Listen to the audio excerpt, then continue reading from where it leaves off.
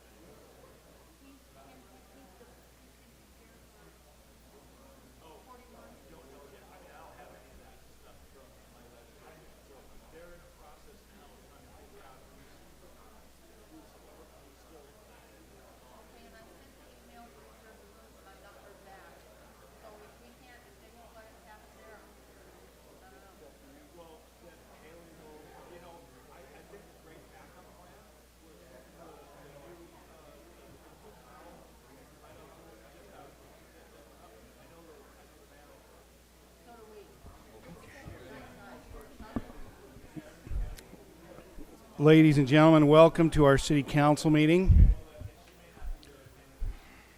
Is it 5:45 already? No. Welcome to our city council meeting. We apologize for being a few minutes slow. We had a work meeting prior to this, and the mayor talks too much. So we will begin today with an invocation by Pastor Jimmy Keston. And then I've asked Brian Smethurst, council member Brian Smethurst, if he would lead us in the Pledge of Allegiance. Jimmy?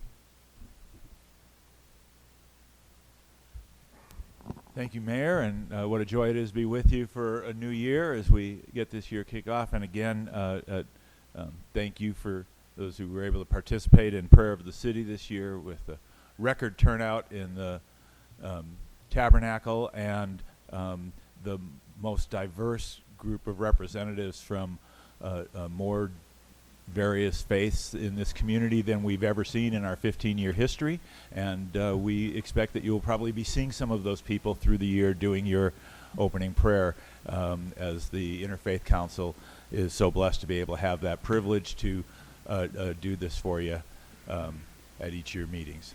Let's pray. Our gracious Heavenly Father, we thank you for those who serve on this council and all those who work for our city government.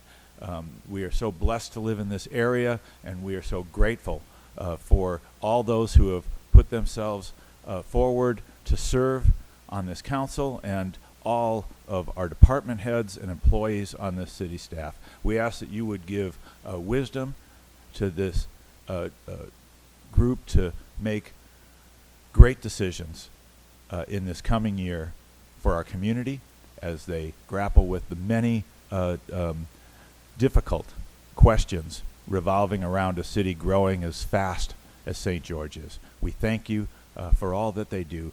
Bless the work of this council today, and we pray this in the name of Jesus Christ our Lord. Amen.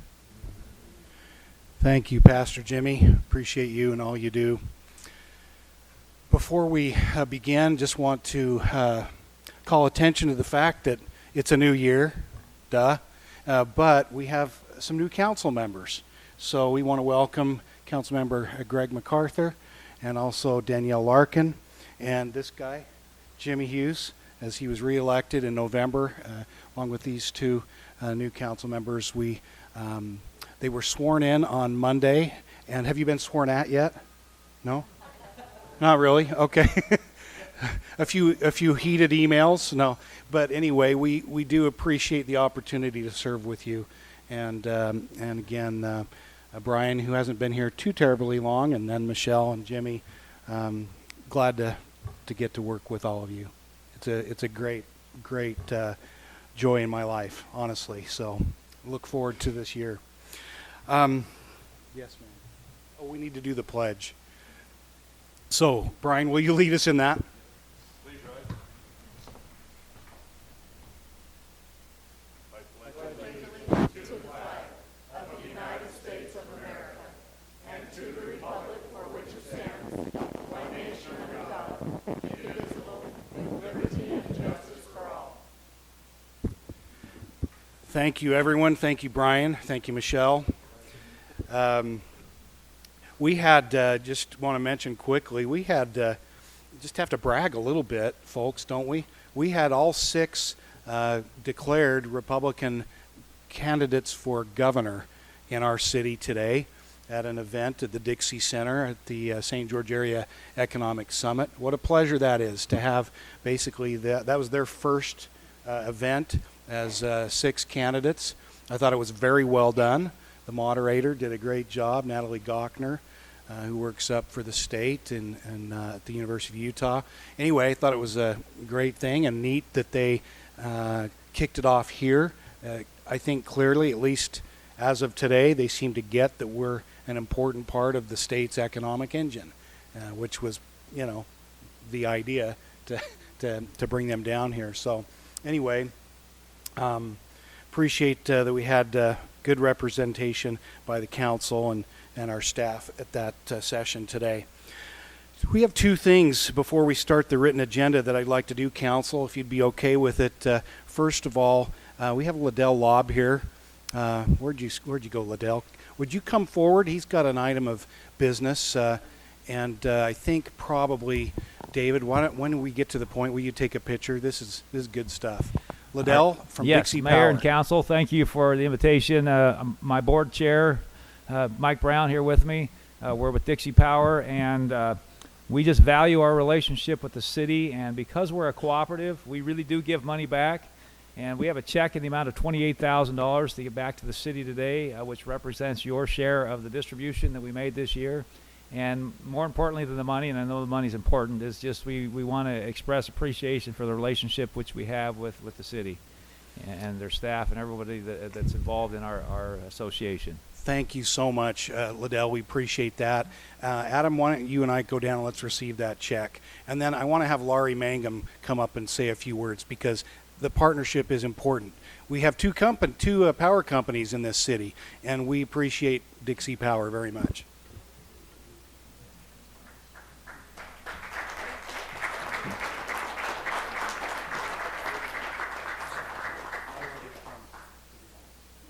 Come on up here, Laurie. Right here. Yep, get right in the middle there. Here you go. Yeah, we'll give it to her.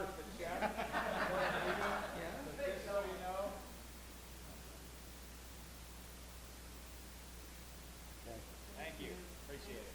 Now stay up here. I want you to say, while he's up here, stay up. Just say some good stuff about Liddell. I can say a lot of good things about Liddell. I've been back for about 5 or 6 years, and Liddell, when I came back, was waiting there to help me if anything I needed as being a new director for the electric department. We work so well together, and there has been a bad history 20 years ago where the two organizations didn't work very well, but we do work good. We work good in planning. We're right now building a transmission line together from one of our major substations to the new substations that he's building, and we always want that relationship to be good and last for a long time. So I thank you. Thank you, Laurie. Thank you, Liddell.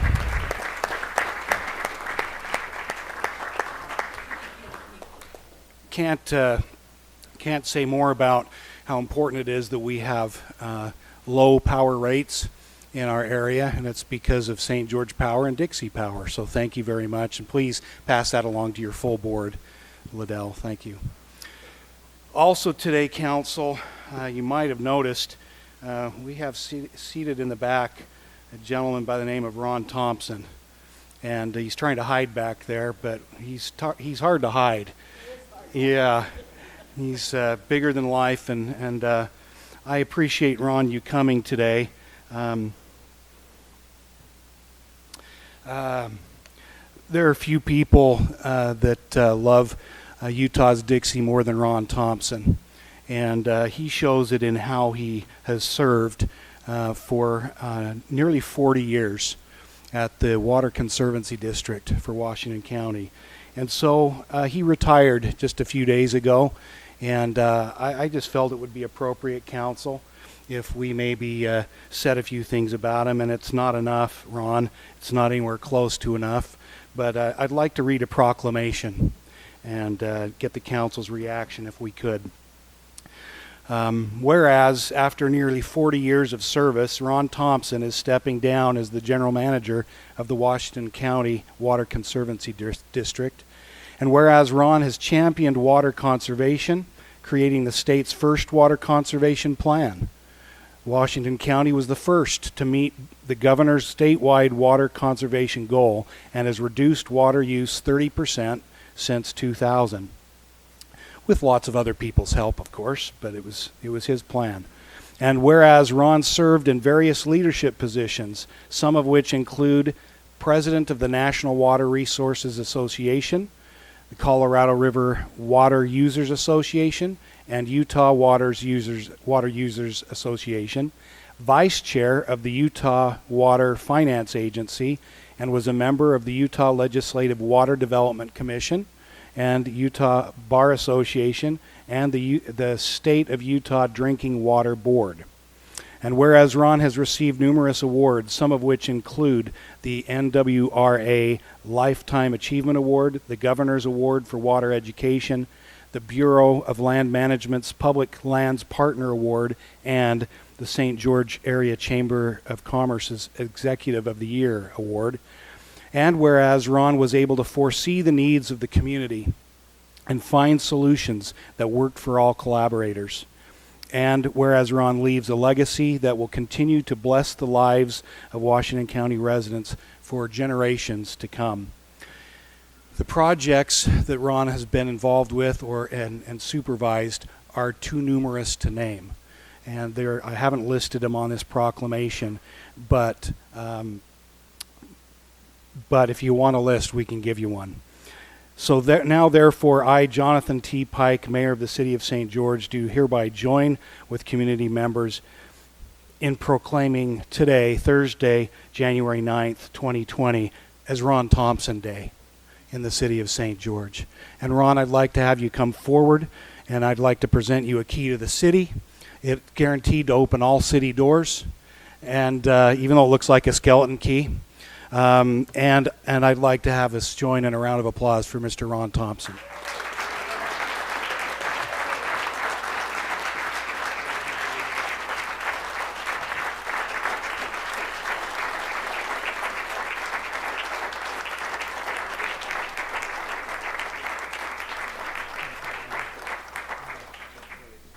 I know you didn't expect it. That's why we surprised you as best we could. So I want to give you that.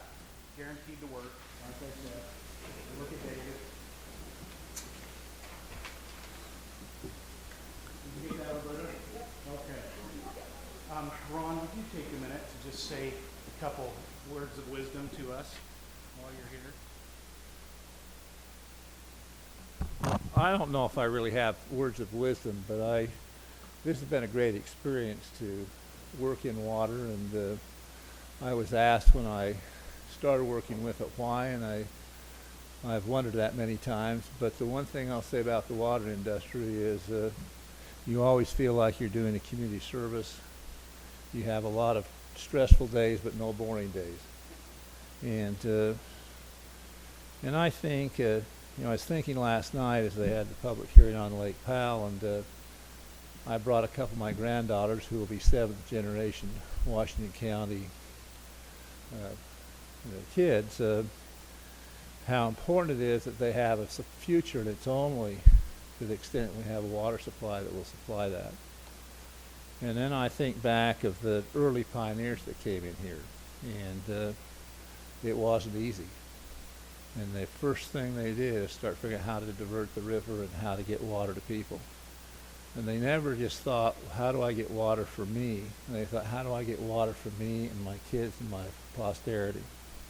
And that's really been the Utah ethic, and particularly an ethic in this southwest corner of Utah.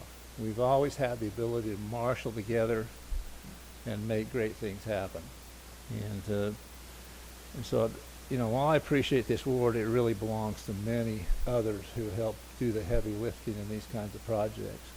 I've always thoroughly enjoyed the relationship I've had over the years with St. George City officials. I remember clear back to Mayor Lundberg, and before even Gary became the city manager, as we're doing projects one place or other, whether from the county or whatnot, with St. George. And there's always been a great working relationship. And sometimes a little hard around the edges with some of the communities, but as a whole, we've always been able to marshal our forces and come together on important community issues. And I think that's one of the hallmarks that set Southwest Utah apart from every place else. And there's the saying that says if you don't have enough water, you only have one problem. And I remember this community when they only had one problem, and there's nobody here that's old enough probably to remember it, but I remember when they were rationing water here in the 50s. That wasn't a pretty picture. And yet we've, over the years, developed a supply that has taken this community from a very small community to a significant force in the state. And that's really a tribute to all the people who are here and the ethic that was set generations ago. So I have certainly benefited from that. My children have benefited from it in this community, which is a collective effort. I always tell my friends up north and around the country, which I've had an opportunity to meet over the years, that what sets us apart is we have 9 months of heaven and 3 months to prepare for the hereafter. And my dad used to complain. I used to complain because I was actually raised in Cedar, and I had grandparents and others here, and we'd come down and work hard and complain like heck in the middle of the summer. And he'd say, well, it's just good experience to get ready for the hereafter. So he never had much sympathy when we complained about the heat. But what a great place we live in. And I don't really think, if I was going to say, there's some that say we're going to quit growing.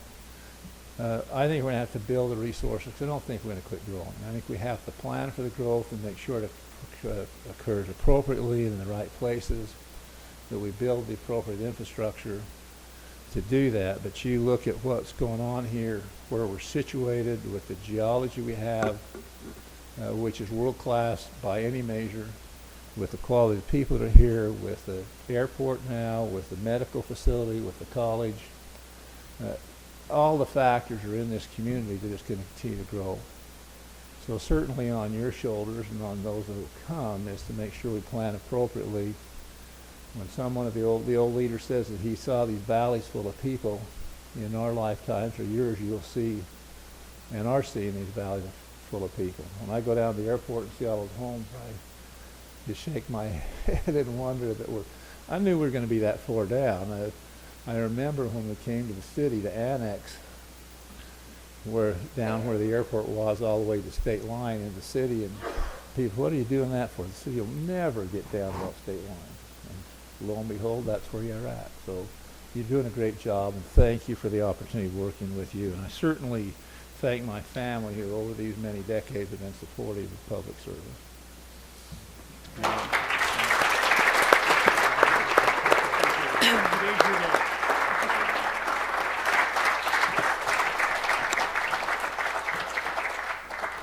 You know, Mayor, can I jump in Yes. for a second?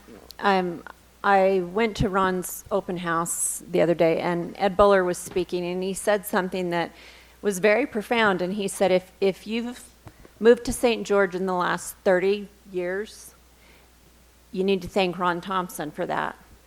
Because if it weren't for him, you wouldn't have the water, and you wouldn't have been let in, because there wouldn't be water here for you to move here.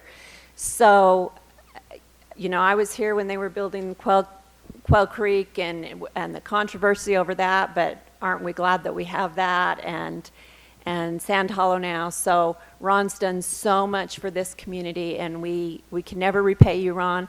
And you are the Rain Man, and that is no pun intended, but I have never met somebody that knows more about water than Ron. And so we thank you from the bottom of our hearts for all you've done for this community. Other comments, council? Pile on. I have to say something about Ron Thompson because my father-in-law was Gray Larkin, and when I first moved here about 30 years ago, Michelle, thanks to Ron Thompson, because there was still room for me, you know, Gray was friends with everyone, but there was one person that Gray would always say was his best friend, and that was Ron Thompson. And so I've heard his name over the years, you know, always for good. He was my husband's most influential religious leader. And so I think that probably every person in this community could stand up and give a speech about Ron Thompson, like Michelle says, about the way that he's positively affected all of our lives. So he's just, wow, nobody deserves the key to the city on this day more than Ron Thompson. Thanks, Danielle. Jimmy? Yeah, I would echo what Michelle said, the great debt that's owed to Ron.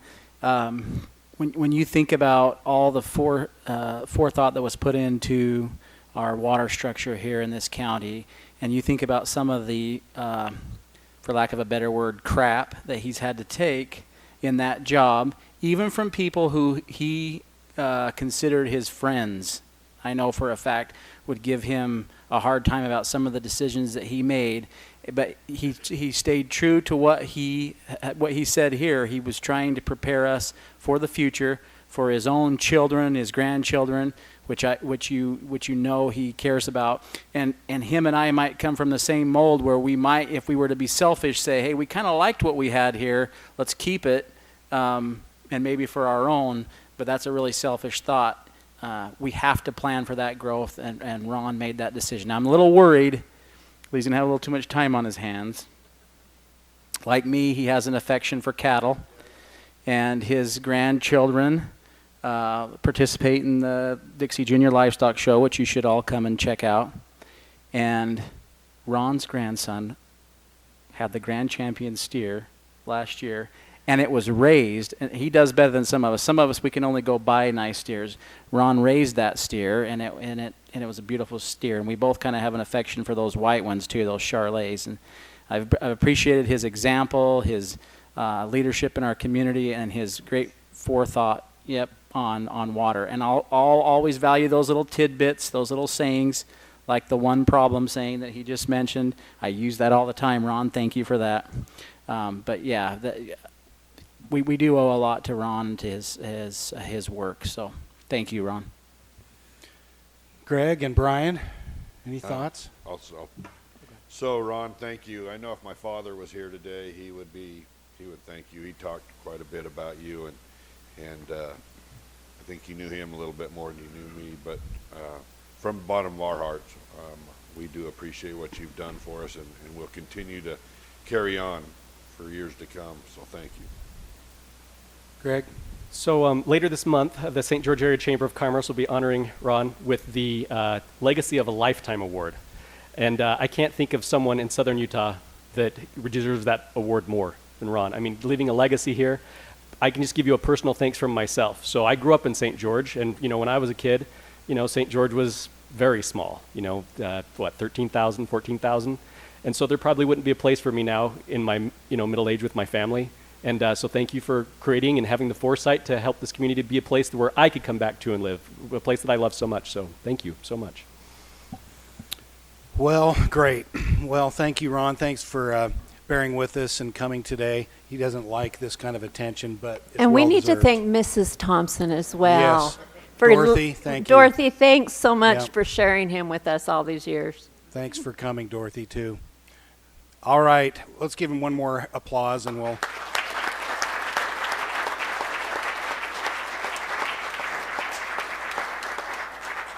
Mayor, before we start, can I say one more thing? Yes. Today is National Appreciate Your Law Enforcement Yes, it Day, is. and I would like to tell the chief and all his officers thank you for what they do. I wrote the chief a note earlier, but they do an outstanding job, and all the other law enforcement do a phenomenal job as well. So thank you, and you're well appreciated here. Thank you. Appreciate you bringing that up.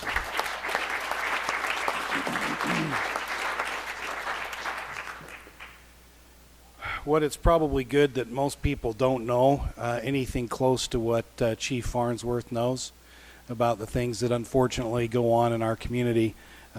It would be much, much, much worse if we didn't have the kind of teamwork and professionalism that we have with our police department. So we thank you and each of your staff, your officers, Chief, and the council. You know what I'm talking about. We see and read things, and you will, new council members, that you think, oh wow, didn't know that happened here. But these guys minimize the damage and minimize what does happen here, because we send a tough message about what we won't tolerate in St. George. So thank you, and we of course appreciate all the help that comes with their job, in addition to the kind of enforcement side of things.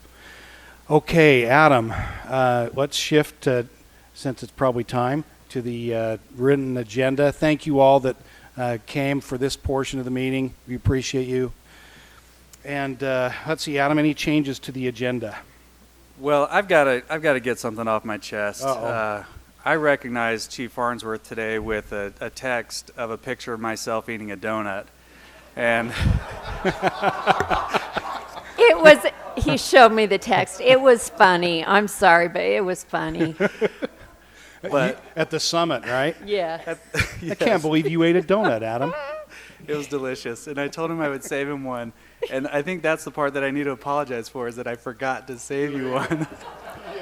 It would have to be a keto donut. He wouldn't have eat eaten it. Yeah, he wouldn't have eaten But it. I do have to just echo what's been said. I think the world of our police department, Chief Farnsworth, Deputy Chief Whitehead, what a tremendous group of people.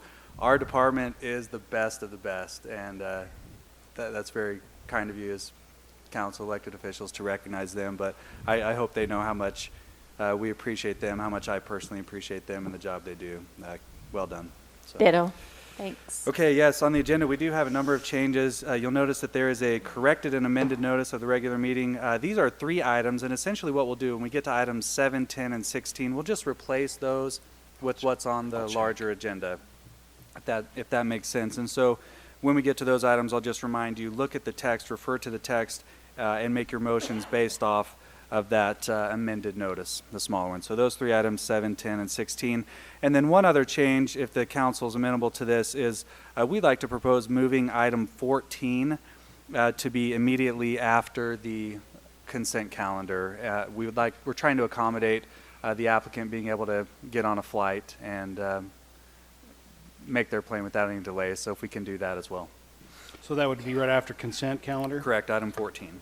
And can you say the first part again, which ones will not be heard? It's on the 8? single sheet of paper, Okay. 7, 10, and 16. And so these just replace the 7, 10, and 16 in the larger agenda. There's a little bit more detailed language, some clarifications on here.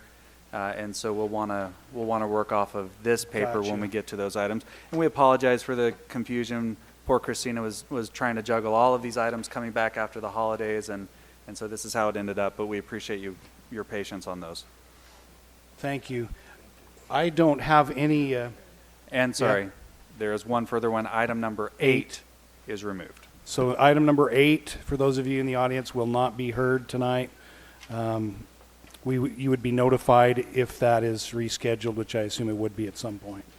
I didn't mention, but I don't have any forms that have been turned in for comments from the public. Do you have any, Christina? So we will assume we have none. That doesn't preclude people from commenting on the items that are public hearings later, of course. So Adam, we'll go ahead and start with the consent calendar. Okay, a little bit of background on this for the benefit of our new council members and those in attendance tonight with us. So the consent calendar is essentially, it consists of items that are administrative in nature. We have a number of different types of things that will come to the council for approval. Some of those are legislative, and then some like these are more administrative. What we've done here with the consent calendar in order to work more efficiently with our time, we put these together on as a single agenda item. They're administrative in nature. Staff have reviewed each of these items in detail to make sure they conform with all of our requirements. We have found that they do, and so we recommend that you approve those as a group. However, if there are any of these items that you'd like to have removed from the consent calendar for separate discussion, we can absolutely do that. With that said, we would recommend approval of the consent calendar, items A through K as presented. Any concerns, council? Otherwise, I'd entertain a motion to approve as submitted. So moved. Second. Motion by Michelle with a second by Jimmy. Any discussion on the motion? Seeing none, all in favor, say aye. Aye. Aye. Any opposed? Motion carries unanimously. So we'll now go we'd like 14. to hear item 14. Okay.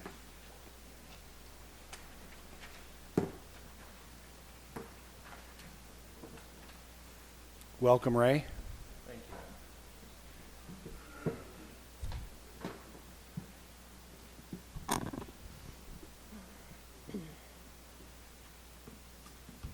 All right. Item number 14 reads, or number 3 now, consider an ordinance for changing the zone from C3, which is general commercial, to planned development commercial on approximately 2.5 acres for development of a professional office building.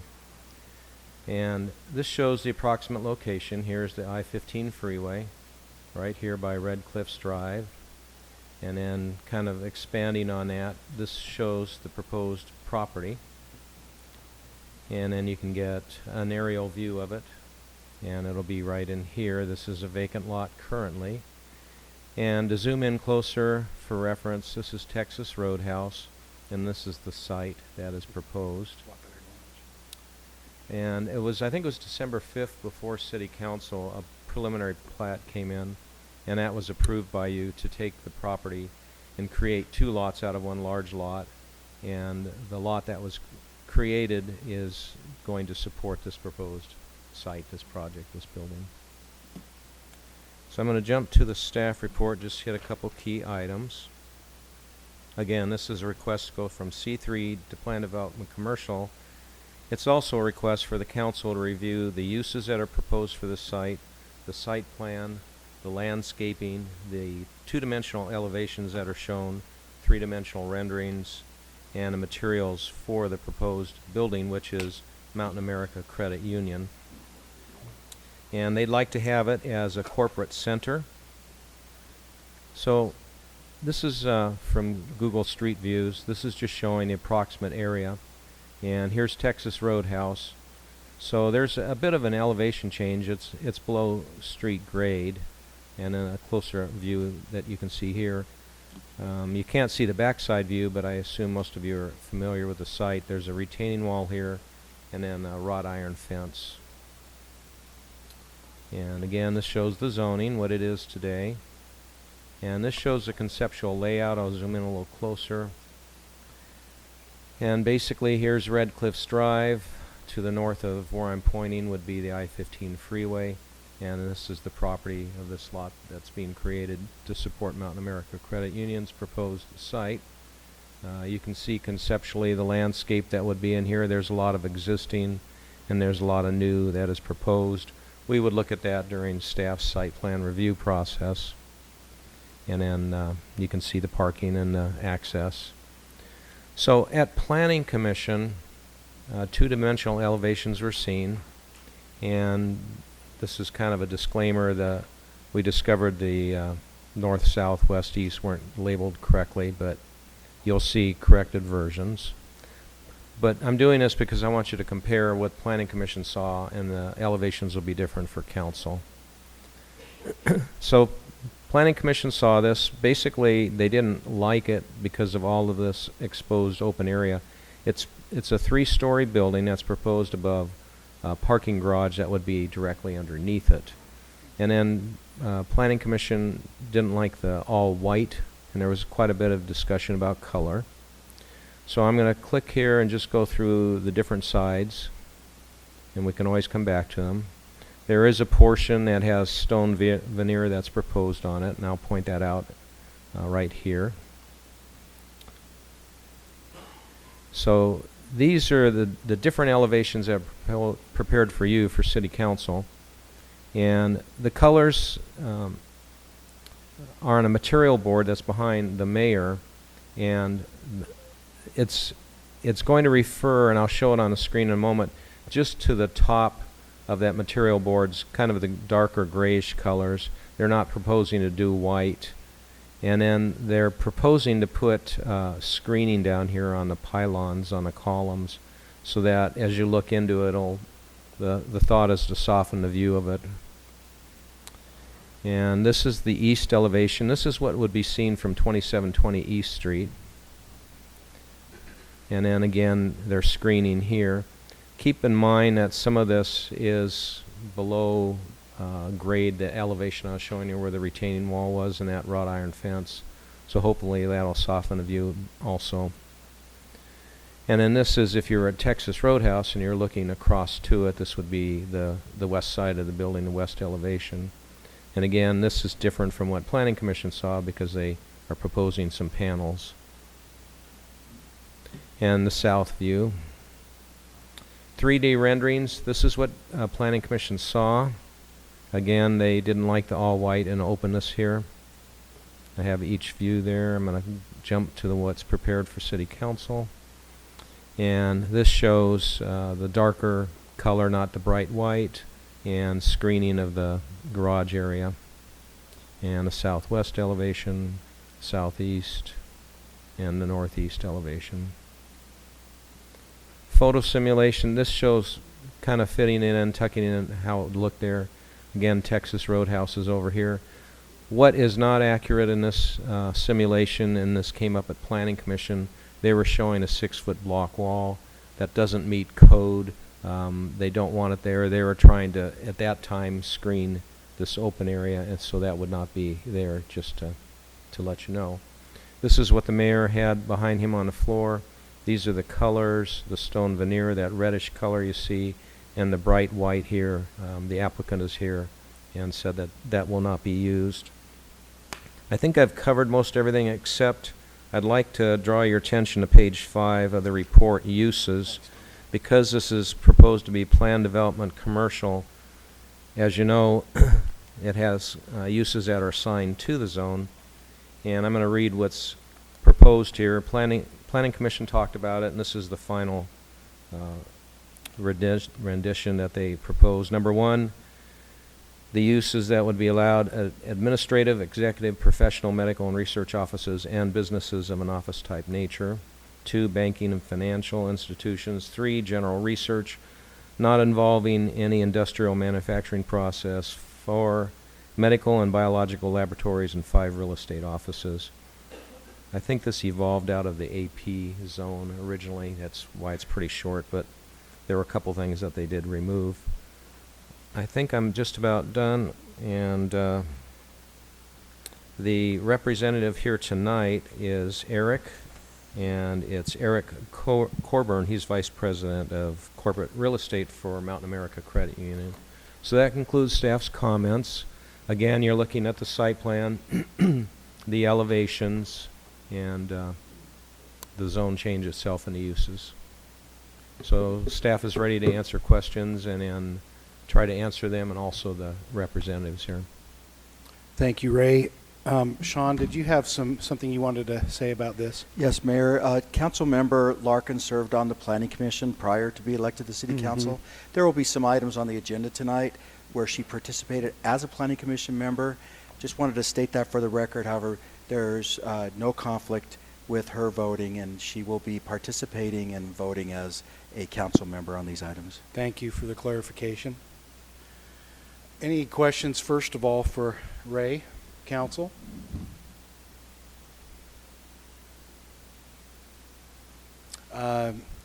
Would the applicant care to say anything before we? Council, do you have any questions for the applicant? Eric Corbin for the record. And first of all, thank you very much for accommodating my flight. Appreciate it, Council, Christina, Mayor. You bet. I can answer any questions that you might have. I think the building looks good, but Danielle? I do too. I Yeah. appreciate the adjustments you made. They look great. Thank you. Yeah, Appreciate thank it. you. I guess there are no questions. Excellent. Thank you very much. It's certainly a good location, and nice to see some more office available over on that side of town, I would say. So, I think Planning Commission was worried about the white because it's reflective being so much of it, really. And so I think that this gray addition, it tones it down. Yeah, it's a beautiful building. Very light and, lots of glass. Okay, we don't need to do a public hearing on this item, as far as I can tell. Is that correct, Sean? It's already been done at Planning Commission. If there are no other questions, council, I'd entertain a motion. I will make a motion to change the ordinance, consider an ordinance for changing the zone from a C3 to a PDC on 2.54 acres for the development of a professional office building. Second. So we have a motion by Michelle and a second by Brian. And that's based on the changes that were presented, correct? Any other questions or things to highlight on this ordinance to change the zone as has been requested? Okay, all in favor, starting with Greg, say aye. Aye. Aye. Aye. Aye. Aye. Motion carries unanimously. All right, thank you very much. And we'll go back to, I guess, our item 3. Let's do item 3, but before we do that, I want to just give you kind of a background. Items 3, 4, and 5 are all similar in that they are outside entities, third parties that are requesting sponsorship by the city for special events that they do in our community. Item number 5 is a little bit different in that it's asking for essentially a reauthorization of a sponsorship that we've done in the past. And we'll allow them to make that presentation at the appropriate time. But it is somewhat different in that way. But normally, when we have special events, we run them through our special events committee. And when we have some specific guidelines on fees and things that we charge for the permit, you'll see a number of different items that are being requested here as part of the sponsorship. In some way or another, these 3 needed a special review by the council. They didn't quite fit into our normal rules and regulations. And so it made sense to have them appear before the council to make this request for sponsorship. The council should consider each one on their own merits and could make a decision as to whether or not or to which extent to sponsor these events, including granting some of the requests and not others. Really, the council has complete autonomy to handle these however you would like to do. But I just want to give that preface before we got into these. Might also mention that, some of you will realize, remember that we, a few years ago, changed, the ordinance to basically say we didn't waive fees, but we essentially have received so many requests to do so. When they do make a request, they come to us. Is kind of how it works. And Sean brought this up the other day in our staff meeting, and so certainly how the pendulum swings sometimes. Maybe we adjust something too far, make it either too difficult or too expensive, especially for nonprofits, and so we end up waiving some, or we end up saying let's change the ordinance. That's up to the council to do today and in the future. So you'll notice at least a couple of these, I believe, Adam, are not for profits, but maybe one may not be. I'm not sure about that, but as I recall. So that might play into our decision as well. So, Adam, we're starting with 3, right? Is there a presentation to be made by staff or by... John, Emily, any additional information you'd like to present on that, or perhaps turn the time to the applicant? Okay. So if the applicant would like to come forward, just state your name for the record if you would, and then just briefly tell us, we do have this in our packets, but just maybe briefly explain what you're asking for. Okay. I'm Indigo Klabanoff, and I'm here to represent St. George Market. It's a pop-up market, getting the community involved, and it's going to be benefiting Assistance League of Southern Utah.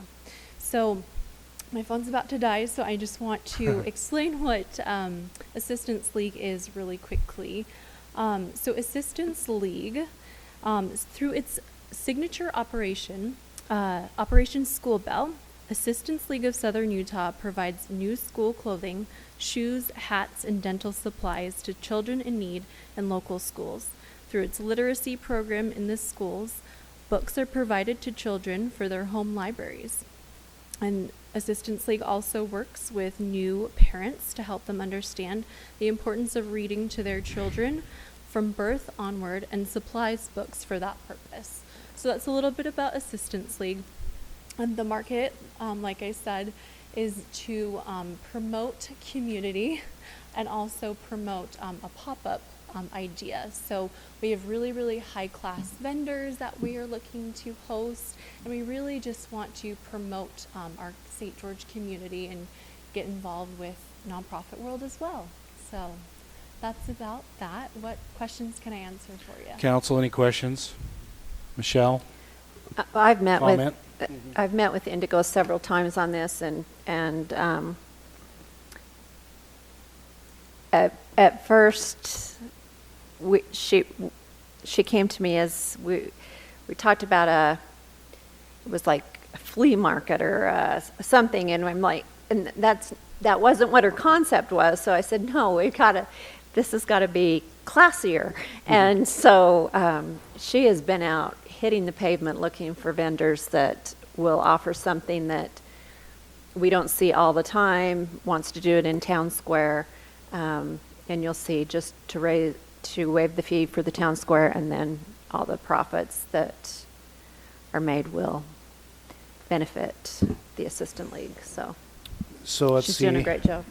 Thank you, Michelle. So you're requesting a fee waiver for the special event fee, and for the park reservation fee, and a fee waiver for the sub-license fees for each vendor.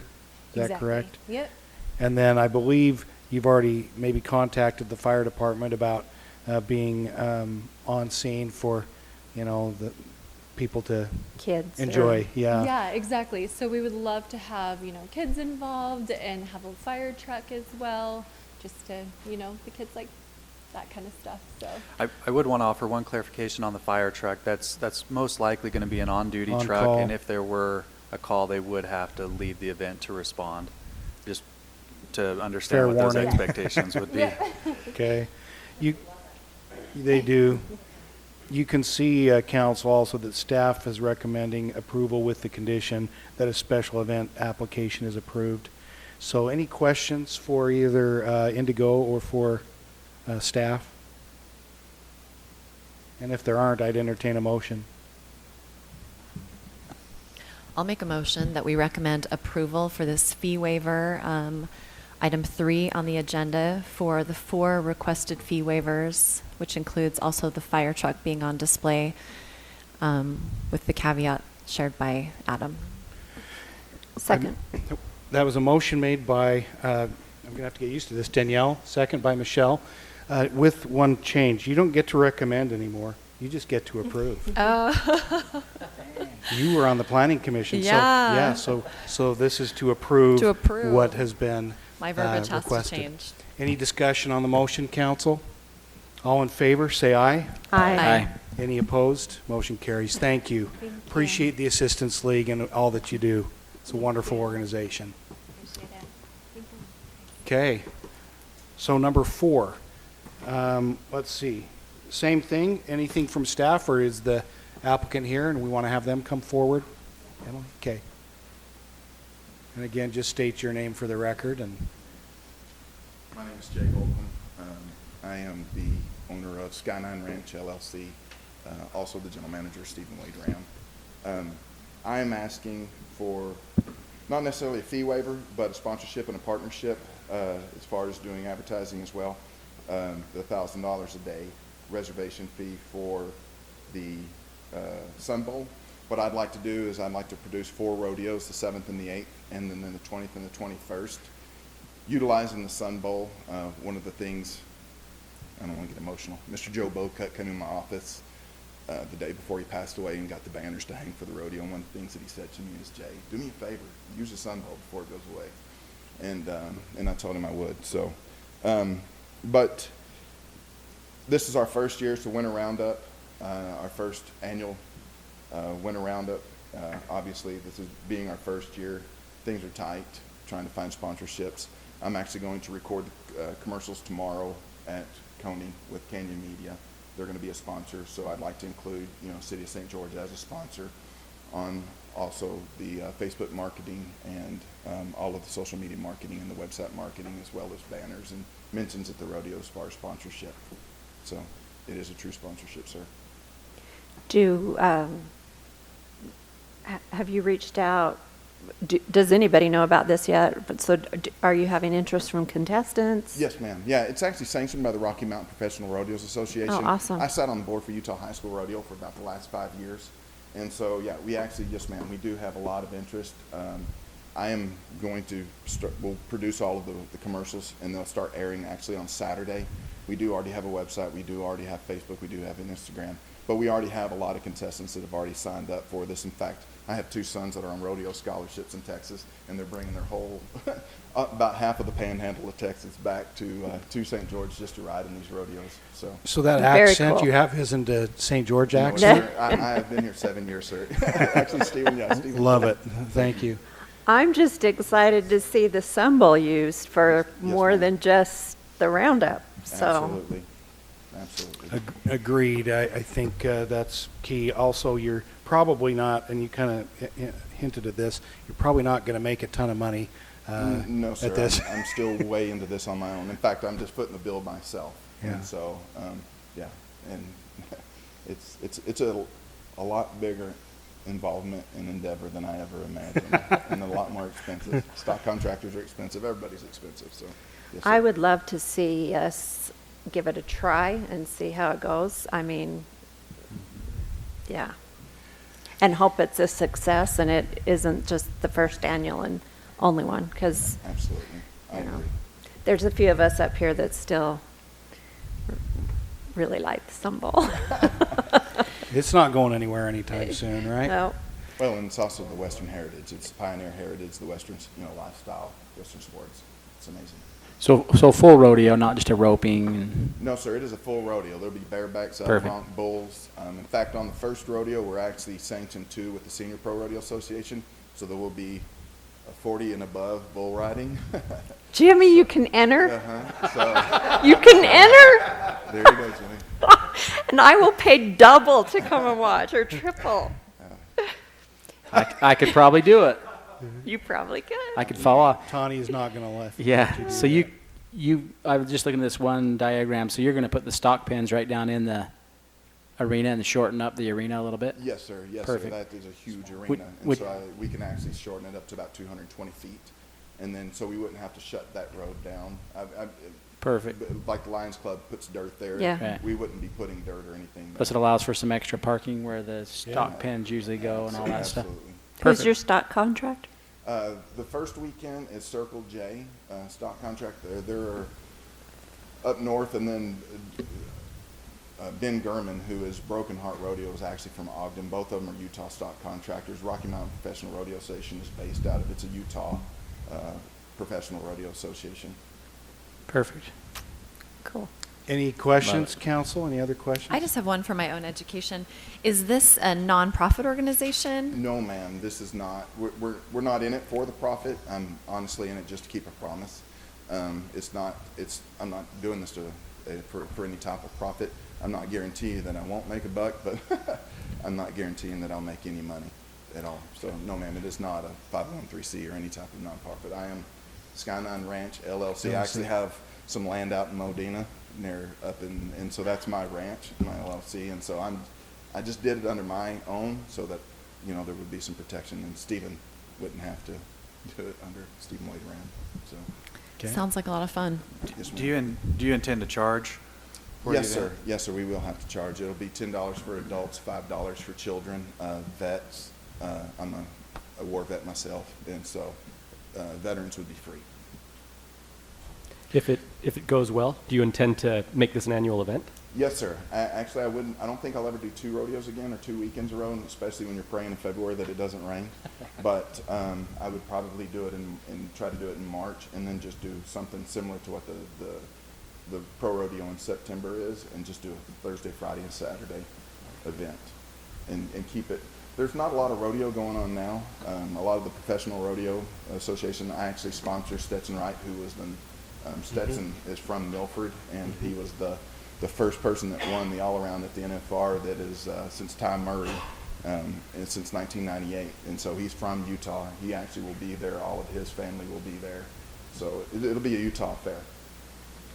Seems like, council, a good thing to try, and we're not committing to what we would do next year. Yes, sir. But I think if the council's so inclined, I'd entertain a motion to grant his application, his request today. So moved. Second. Motion by Jimmy with the second by Michelle. Any discussion? All in favor, say aye. Aye. Any opposed? Motion carries unanimously. Sincerely appreciate it. Thank you, Jimmy. Excited for that. I should say thank you, sir. You're very polite. Thank you.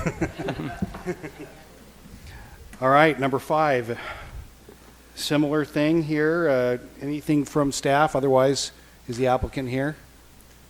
I don't believe the applicant is here tonight, but again, the clarification being, we have sponsored this in the past, and we actually participate in WANFest. They've seen their attendance go up quite a bit every year. This is one of the unique events, I would say, that we're able to do to really interact with our Hispanic community, and it's turned out to be a really, really great event for law enforcement, for a lot of our different departments to be able to have an interface with that part of our community that maybe we don't otherwise, and we've built some great relationships over the years. I think all of those on the city side that have participated in the past have felt just a very positive impression of the whole thing, and it seems like a good event for the community, so I would offer that. I've gone to it each year that we've done it, and we have had a significant presence there with our police and fire. The kids love it. Kids go and get badges, and usually get to see the ATV, the police ATV, and it's. I think any of those interactions are good. They build trust and support of all of our community, and everyone is welcome. So, and they've made that clear. And Pedro from Juan Radio is kind of, he and his folks are really the ones that lead this. And if any of you know him, he's incredible, does a great job, is always trying to reach out. So I would agree, Adam. Seems like a good thing to do. Is there anything different they're asking this year? No. Emily says no. So you can see, council, the things that they've requested. Do we have a motion to approve them, or do you, as they've been requested, or do you have any concerns? Motion to approve. I'll second. The motion was made by Michelle and seconded by Danielle. Any discussion? All in favor? Say aye. Aye. And I Any would opposed? just add one item. I apologize, Mayor.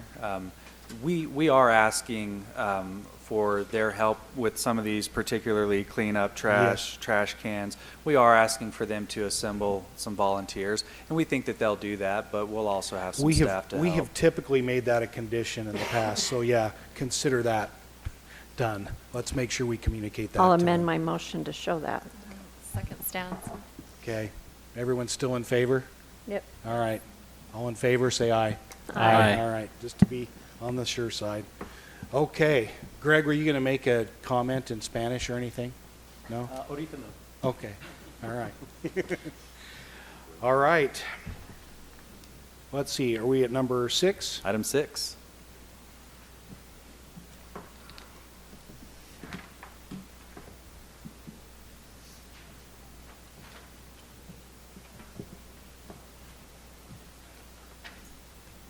Okay, item six is a request to amend the final subdivision plat by increasing the size of private ownership of one of the buildings, which is units 38 and 39. So basically the request is, this is the building right here, units 38 and 39. The request is to increase the size of this building right in this area right there, which currently on the final plat is shown as common area, which would be for public utilities and so forth. So anyways, their request is to amend their final plat and extend that building out right there for a drive-through. Anyone notice this yet? Looks, yeah. It looks It looks beautiful. great. I think they didn't know they had to do it, Yeah, but so this is clean up. Any questions, council? I hope you approve. I don't think we should make them tear it down. It looks really It nice. does look really good, doesn't it? We will, this requires a public hearing, so I will open the public hearing at this point, unless you have any questions, council. I'll open the public hearing at this time for anyone, including the applicant, if they have any comments. Seeing none, I'll close the public hearing and come back to the council. If you're so inclined to make a motion, I hope to approve. Mayor, I'll go ahead and make a motion to approve the amended final subdivision plat for Ancestor Square condominiums, units 38 and 39. Second. Motion by Jimmy with the second by Brian. Any discussion? Seeing none, all in favor of the motion, starting with Danielle this time, say aye. Aye. Aye. Aye. Aye. Aye. Motion carries unanimously. That'll be great. 7. And just a reminder, we're looking at the amended agenda for this item. Good reminder. So this is a request, public hearing consideration of an amended final subdivision plat for Canyon Terrace Estates Phase 2 to reduce the size of lot 23 from 7 acres to 3.26 acres. And I noticed even on the amended, it was changed. The lot they're creating is lot 201. So basically, this was one lot of Canyon Terrace Estates Phase 2. There was a church built on this lot. They maintained ownership of this lot. I guess they've decided that they are not going to expand onto this property. So they want to reduce the size of 23 to that lot line right there, and then create this parcel or lot 201 there, and that's their amended plat, and establish easements and so forth along the boundaries, obviously, of the lot. Where's the church? Church is on this one right here, Okay. and so this is an open field right now. Mm-hmm. that everybody thinks out there is going to be a nice, beautiful park someday. Just because I live out there, I know that. But And so where are they trying to, so they're just trying to, they're basically Make it- taking what the church property was and just taking the lot line and moving it to there. Okay. And then keeping the open lot as a lot that they Okay. can now sell. Got it. Yes. That's their amendments to create. any that. questions, council? Okay, this requires a public hearing. So I will open the public hearing for any who may have come to offer input on this item. Seeing none, I'll close the public hearing and come back to you, council, for any questions, discussion, or for your motion.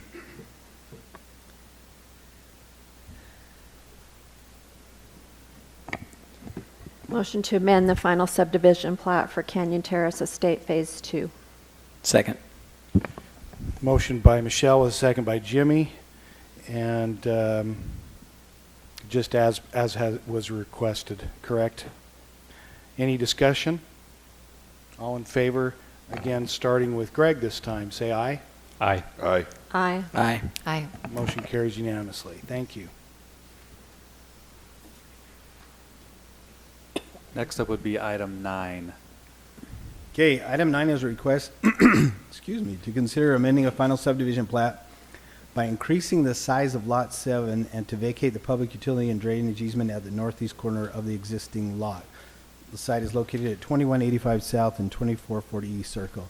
So the lot line was right along here originally on the final plat right there. So the request is to extend that lot line up to that cul-de-sac there, vacate the public utility easement that existed there, and then reestablish it along that there. You don't need to, this lot that's selling this property doesn't need to have a subdivision amendment as it was a parcel and not part of the subdivision. So the only subdivision that needs to be amended and extended is Crimson Cliffs Phase 3, and then establish that utility easement. Any questions, council, on this one?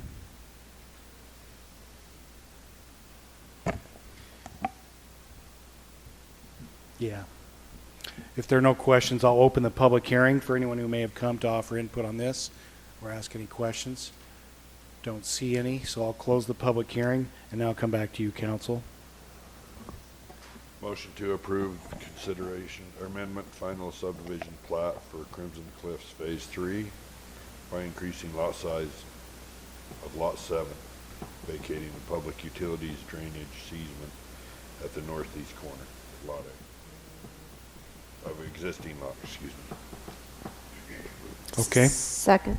Got a motion by Brian with a second by Michelle. Any discussion?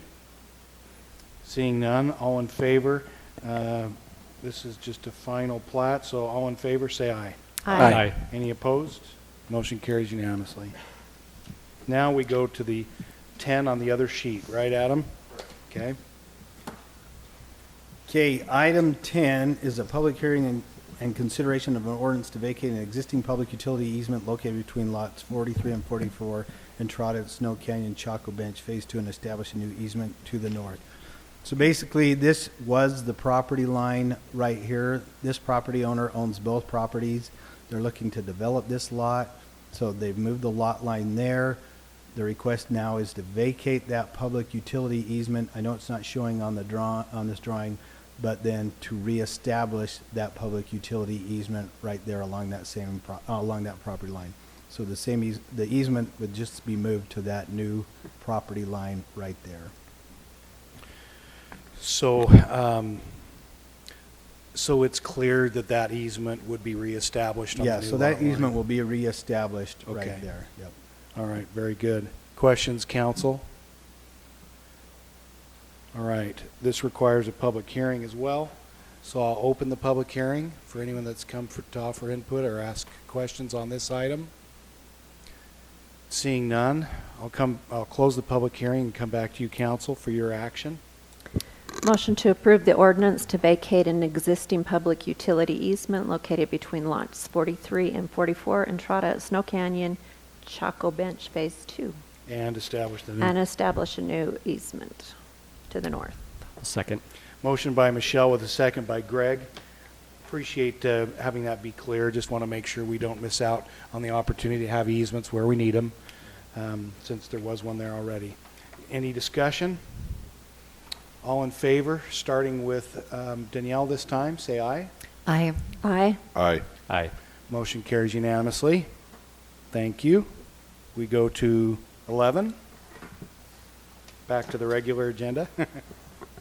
Okay, item 11 is a request to consider amending a final subdivision plat called the Reserve at River Hollow Phase 1 by changing the vehicular access from 1170 South Street to 2780 East Street for lots 14 and 15. So the original plat these were two flag lots off of 1170 here. This was their this was the staff portion of the flag lots, and then it serviced those two lots. The property line for both those two actually extended down, so they both shared in that. The request now is to vacate that staff here, push that property line over here, then that lot here is going to give it some property here. So instead of the staff for the two flag lots here, it now comes off of 2780 there.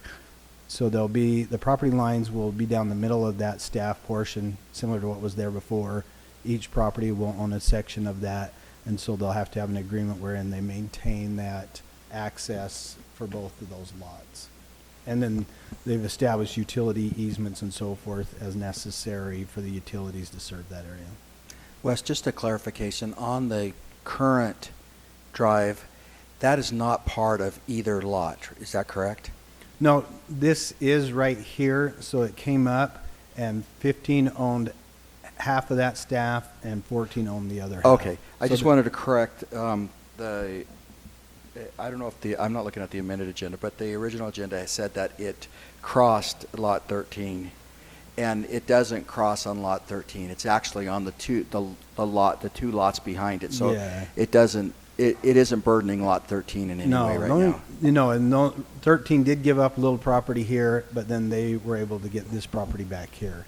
And that stays utility easement there, as there were some utilities that were still through there that we maintained. Just a clarification. Any other things to clarify or questions, council? Okay, then I'll open the public hearing for this item, number 11. On our agenda for any who may have come to offer input on this.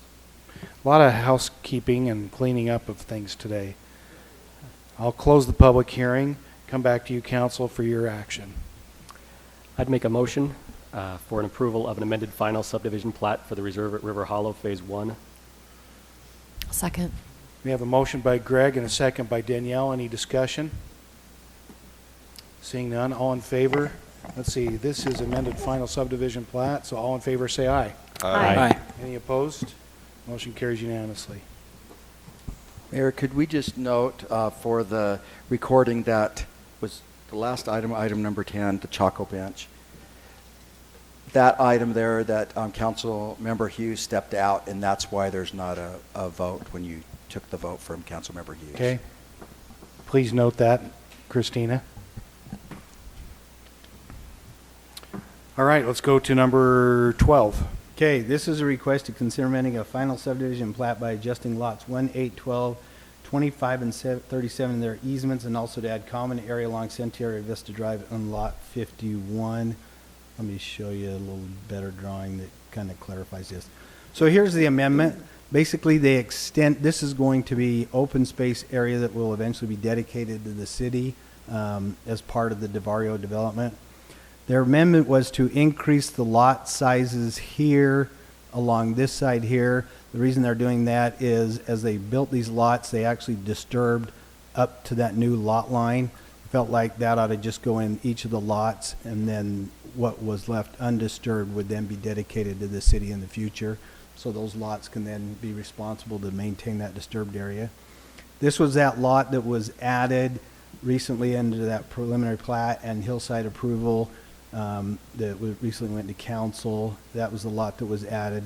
And then this lot was increased a little bit too right there against that open space. And then these are double fronted lots which required a landscape strip and a privacy wall along them. So they added that as common area to the development to be owned by the association. So those are the amendments to that plat. Questions for Wes? Seems like that makes sense. This does require a public hearing as well, so if there are no questions, council, I'll open the public hearing to this vast audience for any who may have come to comment on this item, number 12. Seeing none, I'll close the public hearing and come back to you for your action, council. Oops.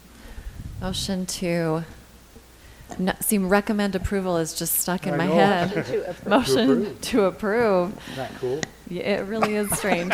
Amended final subdivision plat for Sentieri Canyon at DeVario Phase 1 and to adjust some of the lot lines along with the municipal utility easements associated with those lots. Add common area along Sentieri Vista Drive and add lot 51. Second. We have a motion by Danielle and a second by Brian. Any discussion? All in favor, say aye. Aye. Any opposed? Motion carries unanimously. 13. Jay? Welcome, Jay. Thank you. Every 5 years or so, the Department of Environmental Quality updates their stormwater permit that they issue to the city. The city has an ordinance, Chapter 914, that regulates stormwater discharges into its drainage system. So these revisions to this ordinance update the city's ordinance to mirror the provisions in the state permit. So we've literally just copied and pasted language from the permit that comes from the state to the city into the city's permit. If you want me to be more specific, I could at some of the changes, but I think it's just I don't think we need to unless the council would like to. These are things we have to do and to keep everybody happy. We don't have a lot of choice. Yep. We don't want to be fined and so forth. We like being in compliance with the state. Yes, we do. We like to be in compliance. So, if there are no questions, council, I'd entertain a motion to approve this ordinance amending Title 9, Chapter 14, our stormwater management for the of the St. George City Code. So moved. Second. Motion by Michelle with a second by Greg. Any discussion? All in favor, starting with Greg, say aye. Aye. Aye. Aye. Aye. Aye. Motion carries unanimously. Now, we're going to 15. Already did 14. 14 had come before number 3, the gentleman that had to leave early. Right. So here is 15, and it reads, consider approval of an ordinance changing the zone from M2, which is industrial, to MC, which is combination industrial commercial on approximately 1.97 acres located at 3292 East Deseret Drive. So this shows Deseret Drive as it comes off 3050 East and right back here where it's highlighted and then enlarging, showing existing building. Nothing is proposed to change with the building. It's about zoning. Staff had recommended to the applicant to consider this zone change. I think it was 2017 when the council approved a new zoning category to be MC. I'm showing it the arrow here, kind of dragging along just to show where 3050 East is, the street that goes in front of Costco. And what I'm trying to point out is most of the northern half of Mill Creek Industrial Park is M1 zone, and then to the south is M2, which is a more restrictive zone. Over the years, you can see this little spot down here that in the past had been changed to M1. And then this, in the recent past, was changed to MC here. This was changed to MC, and this one was changed to MC. And staff has encouraged this new zone that was created to come in on a case-by-case basis by applicants. And again, right over here is where the request is to change. This just shows a street view of the existing property. And I think I've covered most everything. There's a history in the staff report. I won't read it. It's available to you there, but it just shows how Mill Creek was created in the past. And how 3050 has become so busy and there's so much commercialization, if you think about around Costco, that this makes sense. Planning Commission does recommend approval, and staff supports and it had encouraged to be changed. Basically, this gives the owner opportunity when business license comes in to have, as the zone allows, more opportunities to have people lease or use the area. And that basically is it. Council, questions? Why we created that MC zone, correct? Try to give Yes. some more flexibility. It was created in 2017, and there's Mhm. been, I think this is probably the fourth zone change application that's come forth. I don't have any questions, Mayor, but I have a comment about this area. Mhm. As we change it to commercial, my one concern out there is that with it being heavy industrial, it made sense for there to be no sidewalks, no way to get around in this space besides driving big trucks. And but now that we're moving commercial into this space, we do need to look at this area and also 3050 East, as there are people constantly walking through the gutter over there. It's a scary area because there's, with that mobile home park, we just need to look at access in ways, and honestly, what came before us tonight, also the strip of trail will actually be really helpful. Right. Has that To come get up yet? people, yeah, it was on the consent. Yeah. To get people off of Riverside. So they have an opportunity, yeah, so Mhm. that they can actually traverse that area in a way other than through that, it's a pretty intense automobile area there. Yeah, and probably won't get less, it'll get more, so it's a good point. So we do need to be sensitive to those things now and more so going forward.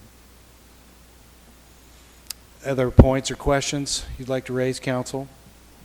Ready for a motion if you're so inclined? Motion to approve changing the zone from M2 industrial to MC industrial commercial on approximately 1.97 acres located at 3292 East Desert Drive. Second. Motion by Brian with a second by Danielle. And appreciate the comments you mentioned before, Danielle. Any discussion on the motion? All in favor, say aye. Aye. Aye. Any opposed? Oh, that was an ordinance. Let me do it with a roll call vote. All in favor, starting with Danielle, say aye. Aye. Aye. Aye. Aye. Aye. Motion still carries. Imagine that. Thank you. Now we go to 16 on the clarified agenda.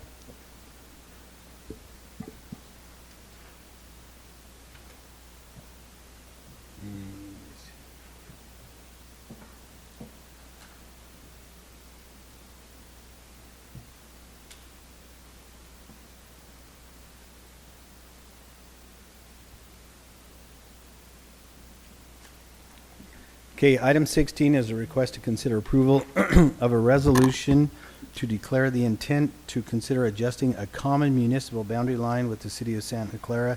The applicant is requesting a city boundary line adjustment between Santa Clara and St. George. Let's see, Santa Clara is considering this item at their next meeting. So basically, this is the boundary line. Here's Sunset Boulevard right through here. Here's Dean Terry's property. You ever drive by there at Christmas time, it's all lit up. It's really cool. I kind of like it. But anyway. We all call it the Dean Terry wash. There you go. Anyways, the boundary line the intent of this is to adjust the boundary line so that it is located. This has been improved in the past year or so to where now it's a concrete line ditch. The intent is to adjust the boundary line so it is located on the westerly edge of that new canal, improved canal there, as the city maintains that. And so that's the intent, is to adjust that to that westerly edge of that new canal. And it would go across the street, so the intersection is ours Yes, if this happens. You're right, yep. It would come across there and then go back to the existing boundary line. It's right through there. So that's the intent, is just to shift that. And then this property is being dedicated to the city that Dean Terry currently owns. It is the existing ditch. Sean, do you have any comments? You look like you do. Oh, no, not at all. This is something that since we fixed the wash under there. Yeah. only we call it the Dean Terry dip. Oh, the dip. Okay. So I don't know which one it is. Either way. But in any case, we've needed to make this correction, and Dean has wanted to do, and he was really good to work with us. So it makes sense to do, and it'll put our sign in our city. Yes, which is nice. It will also probably give us the opportunity at some point to put in a traffic signal. Now, I don't know if this is going to make us vacate or evict Santa Clara with their sign in our city right now, because that's what Mayor Rosenberg used as the excuse for doing that, because so we put ours in theirs. We can now say that out of the goodness of our hearts, we've allowed them to do it. Yeah, so we want to be on the record as saying that's that. right. Any questions, council, for this, on this? Does seem like a good thing to do. It clarifies, especially where the street on the other side, that's Two Weep, isn't it? Yeah. Is ours. And so this cleans that up too. I like it. Ready for a motion if you're so inclined?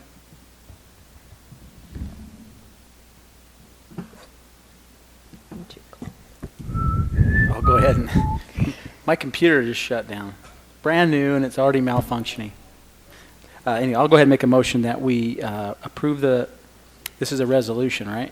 Approve the resolution adjusting the city boundary lines as explained. Second. Motion by Jimmy with a second by Michelle. Any discussion on the motion?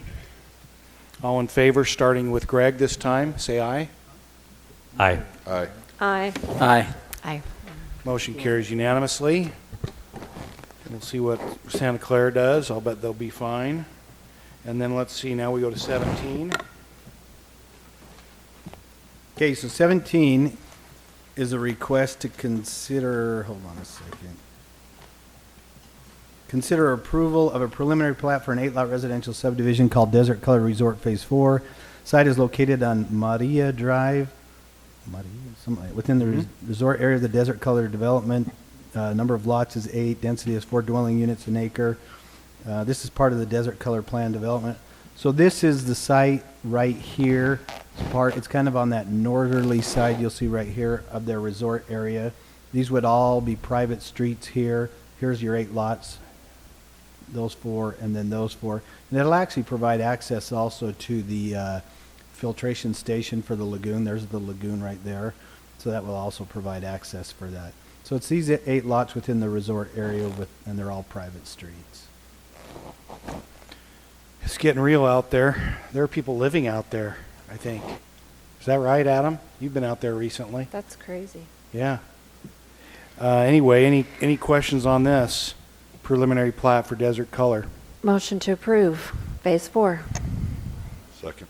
Motion by Michelle, second by Brian. Any discussion? All in favor, say aye. Aye. Any opposed? The motion carries unanimously. And number 18.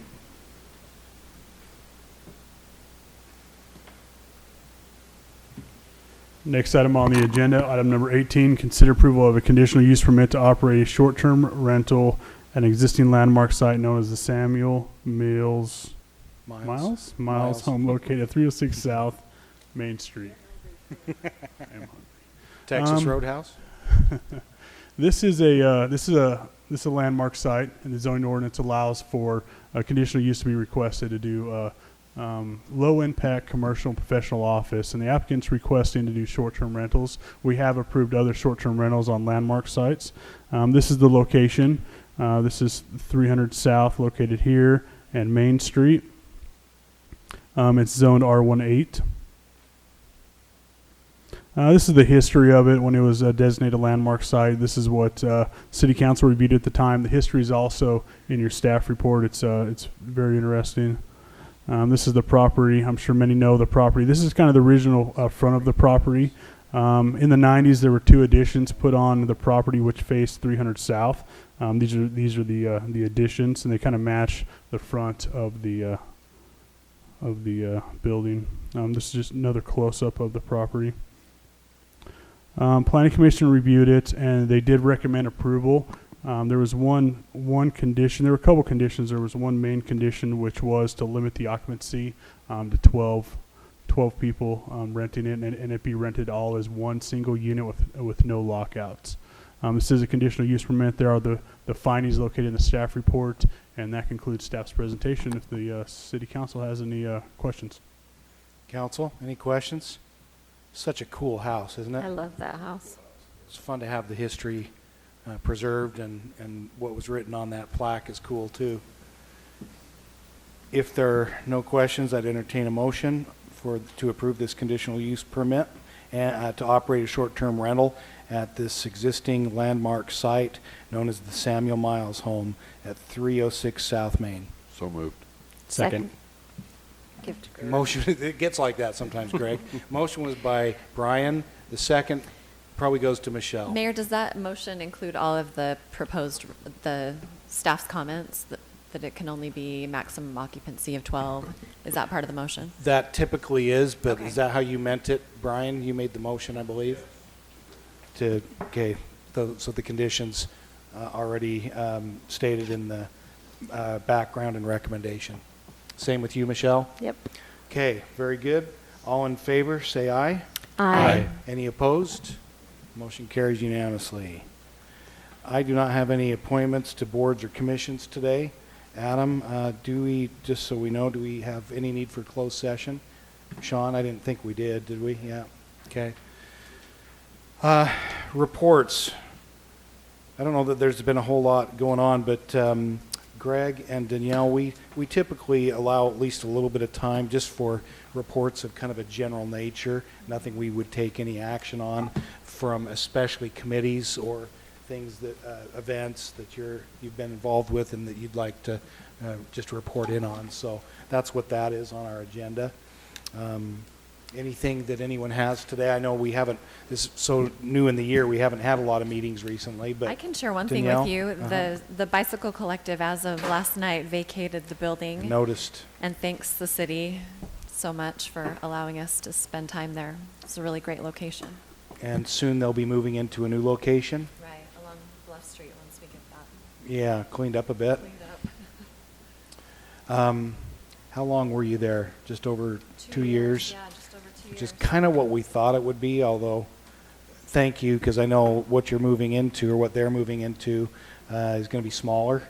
Yeah. But we want to support that effort. So, Sean, did you have a comment or Just so report? the council knows, that property there on Bluff Street is owned by the county, kind of. It's a COG property, but the COG is not, the Council of Governments is not a separate organization. So the county took possession of it. We have an agreement that we've drafted with them that you'll see in the future where they will transfer that property to the city of St. George with a reverter clause that if it's ever sold, the proceeds would go back to the county and they would funnel that back to the COG. But we don't anticipate that happening for a long, long time. It was acquired for widening of Bluff Street years ago, and that's how it came to be in their name. But right now what we did, and the county was very good to work with us on it, is we said we would insure it, so it's on our property insurance, so that we could get the Bicycle Collective over there right away before we get that agreement done. And I know that the COG approved this, whether they, needed to or exactly or not. And so I think we're on our way, aren't we? So we still need to approve it here eventually. But we should be in good shape. And I think if you don't have keys, we know how to get them, Danielle, to the... Okay. We should, I know. Do you have a screwdriver? But I guess I shouldn't have said that. But we should be. I have a name. But we had asked that it be rekeyed, so we'll just follow up with our property people. Very good. All right. Anything else, Danielle? Jimmy? Nothing except for we do have coming up at the end of the month our infamous point-in-time account from the Homeless Coordinating Council, which is a very crucial part of some of the state requirements for funding, and as you know, Mayor. Yes. And this year we're getting help that was so graciously offered by Captain McCracken and the police department in that point-in-time count. Wow. So it's one of the requirements is you go out in the middle of the night and early morning and wake people up and see if they're homeless, and sometimes that's not always the safest thing to do. So, because you're waking them up. yeah, so sometimes. we put that off on the people that don't realize that's not safe, and that's the police department. No, so he thanks to Captain McCracken for helping out with that and and the chief for allowing that to happen. Yeah. I know he loves to do it.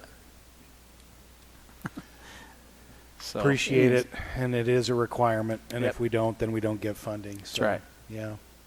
Appreciate that. Also, I don't want to forget, we have Heritage Days this Saturday from 12 to 2 at the Social Hall, root beer floats.